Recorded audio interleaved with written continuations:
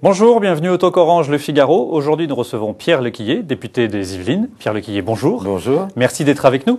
Angela Merkel et Nicolas Sarkozy se sont vus aujourd'hui à l'Élysée, un déjeuner et une conférence de presse pour préparer le sommet européen de la fin de la semaine. En Europe, on entend de plus en plus de voix pour se plaindre de ce duopole qu'on appelle le Merkozy, la domination de Merkozy. Qu'est-ce que vous en pensez, vous, de cette domination ? Moi, depuis que je m'occupe de l'Europe, c'est-à-dire depuis très longtemps, j'entends toujours cette litanie. C'est pas une nouveauté pour vous ? Non, c'est pas une nouveauté. Quand le couple franco-allemand ne marche pas, marche mal, à ce moment-là, on critique, on dit vraiment. Et quand il marche, on le critique en disant c'est le condominium.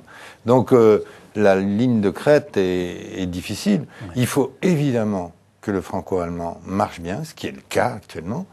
Et il faut aussi partager avec les 15 autres dans ce qui est dans la zone euro et avec les 25 autres dans l'Union européenne. Et donc, c'est ce que font très bien d'abord Sarkozy et Merkel, et Van Rompuy et Barroso derrière, qui font ce travail de liaison avec les autres pays européens. Donc pour vous, il n'y a pas de déséquilibre lié par exemple à la crise où il fallait prendre des décisions rapides ?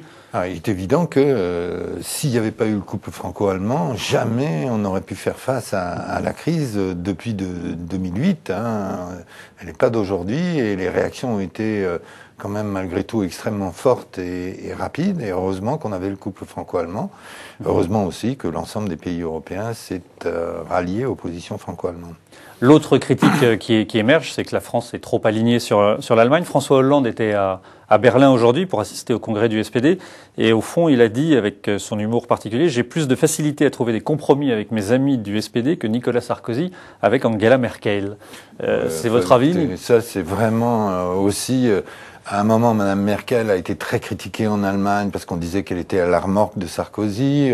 Alors maintenant, en France, on dit que Sarkozy est à la remorque de Madame Merkel. Moi, je constate une chose, c'est qu'à chaque fois qu'il y a une initiative, c'est le président de la République qui la lance. Que ça a été sur l'aide aux banques en 2008, que ça a été sur le Fonds européen de stabilité financière, la convergence fiscale, la taxe sur les transactions financières. À chaque fois, c'est le président de la République qui le lance. Et c'est normal, parce que les institutions de la Ve République de la France le permettent. Le président Sarkozy est élu au suffrage universel. Il a une majorité solide et donc il peut se permettre de lancer. Et Madame Merkel a toujours besoin de concertation avec le Bundestag parce qu'elle a une majorité d'abord coalition avec le FDP qui est pas toujours facile et voilà, et que la cour de Karlsruhe lui intime la nécessité de consulter le Bundestag à chaque accord.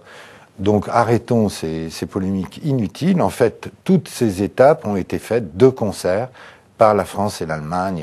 Mais avec la France plutôt leader, ce que vous dites.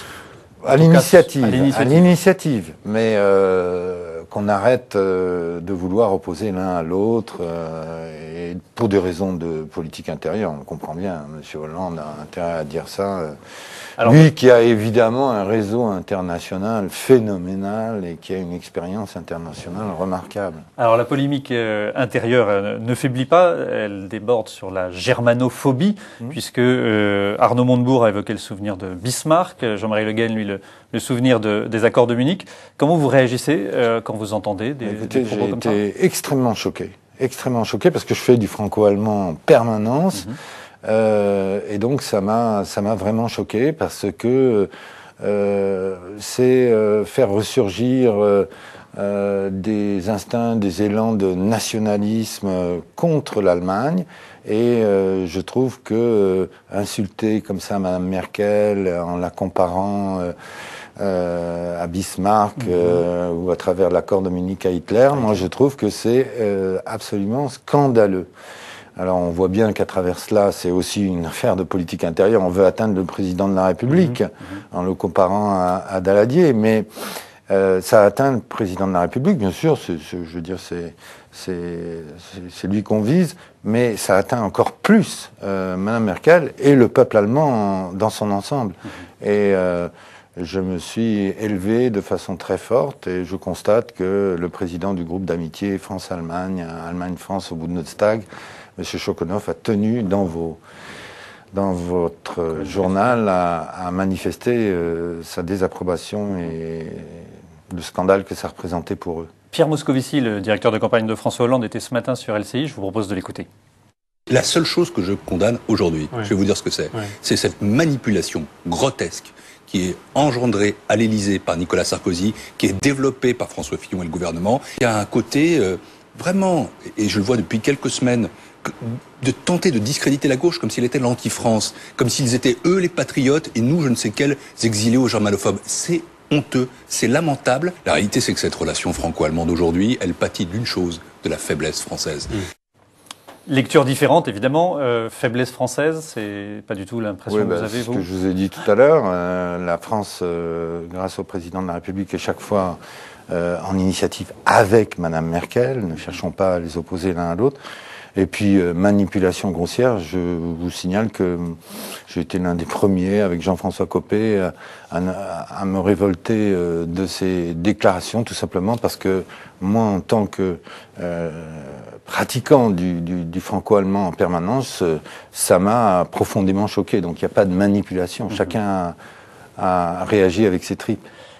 Sur le fond, les Allemands veulent un nouveau traité. Alain Lamassoure, justement, ce matin, dans le Figaro, explique que, au fond, c'est pas nécessaire, que si on veut des sanctions, elles existent déjà dans le traité de Lisbonne. C'est aussi votre avis ? Moi, je pense qu'il y a deux choses. Il y a d'abord faire face au court terme. Il faut répondre au court terme, et donc il y a un certain nombre de mesures qu'il va falloir prendre au court terme pour réagir à la crise. Améliorer la crise. Et puis il y a le long terme, et moi je trouve que pourquoi pas réfléchir au long terme à un traité, mais il est évident que ce n'est pas le traité qui va résoudre le problème de court terme. Avec les traités existants, on peut résoudre le problème de court terme. Moi, je crois qu'il y a énormément de choses qu'on peut faire avec le court terme et sur lesquelles il faut qu'on discute avec les Allemands et avec les autres. Mais le traité peut permettre d'améliorer le fonctionnement. Et comme l'a dit le président de la République, de réformer l'Europe. Il y a un certain nombre de choses qui fonctionnent très bien. Il y a des progrès extraordinaires qui ont été faits depuis plus de 50 ans.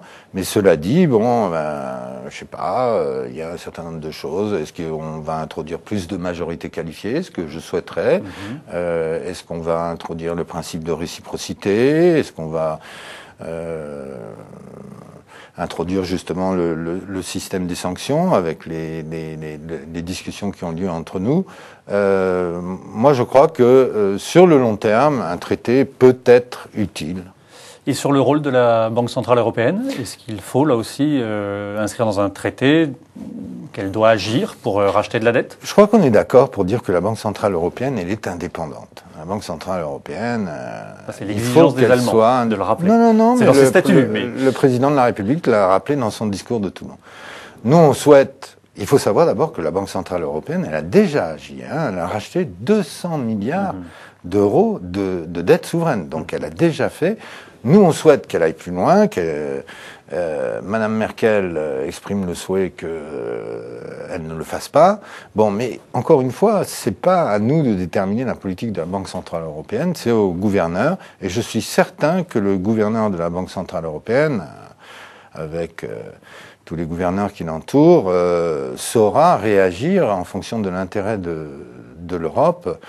Et donc, moi, je partage pas, évidemment, les critiques qui sont faites par Monsieur Hollande sur la BCE. D'ailleurs, il s'est bien gardé de dire qu'il fallait changer les statuts de la BCE dans son discours, ce qui prouve que, en fait, il partage pratiquement la totalité de ce que Nicolas Sarkozy fait depuis le début, tout, le Fonds européen de stabilité financière, la gouvernance économique, la nécessité quand même d'introduire des sanctions, etc.